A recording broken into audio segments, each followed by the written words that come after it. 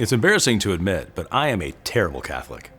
I remember one Sunday morning, I was so stressed trying to get my wife and kids to Mass on time, and there I am in the car, and we're racing through traffic, and I'm losing my mind, I'm losing my temper. We finally get to the church, obviously we're running late, as usual, and we get in there, and we finally get our pew, and we're sitting down, and I remember this Sunday so vividly. It was so memorable to me, because nothing there was memorable. It was very unmemorable.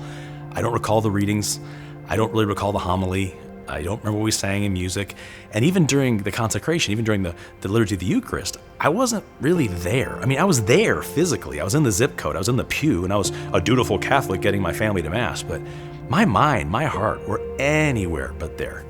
And as I began to think about that and realize it and pray about it more, to be honest, my mind and heart had been far away for a while. It's not that I didn't believe what the church was saying, and it's not that I didn't care. It's just I had fallen into that trap, that season of just sort of going through the motions in my faith. And I began to realize that while God was calling me to life, He was calling me to be living, I was really just breathing. I was in that time where I was overcome by stress, by fear, by anxiety. I was in that place where I'm trying to make all these things work with family and jobs. And before you know it, I was just running through this walk that we call life, this walk of faith. And as I began to talk to people around me, whether it was friends or coworkers or family, I started to hear a lot of people, a lot of my fellow Catholics were feeling the same way. You know, when stressful seasons come, when challenging seasons come, whether that's from finances or health or family or job, when that happens, people respond differently. Some people lean into the Lord. Some people stand motionless and frozen. And some people run. And I think that I made the mistake of thinking that I was leaning into the Lord. The reality was, I had kind of gone running in my mind. I kind of gone running in my heart. And the Lord was trying really hard to do everything He could to get my attention, to enter into my life, to shake me, to wake me. And this was happening when I was already working in ministry. I think sometimes we think, oh, the person up front, the person who's giving the talk or who's writing the book or who's doing the video or is on radio, they must have it all figured out. They're the ones speaking to us. Nothing could be further from the truth.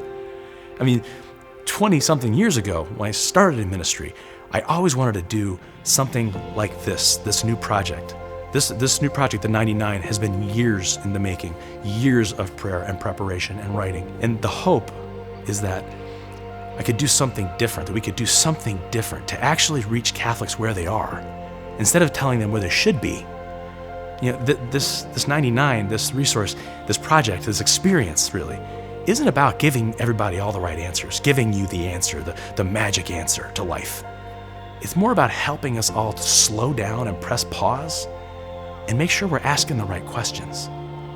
You know, it's in asking the right questions to the Lord and allowing the Lord to ask us questions. It's in those moments that we find out who the Lord really is, and we find out who we really are. So it's my prayer, it's my hope that you'll bring your friends, your family, those who are near to the Lord, those who may be far from the Lord, those who would never darken the door of a church otherwise, that you can bring them into this 99 experience with you, that you would read together, discuss together, watch together, and enter into this in a new way. You know, we're all busy running. We're all busy breathing. We start to realize as you get older that every breath becomes more valuable than the last, because with every breath, we're one step closer to meeting the one who created us.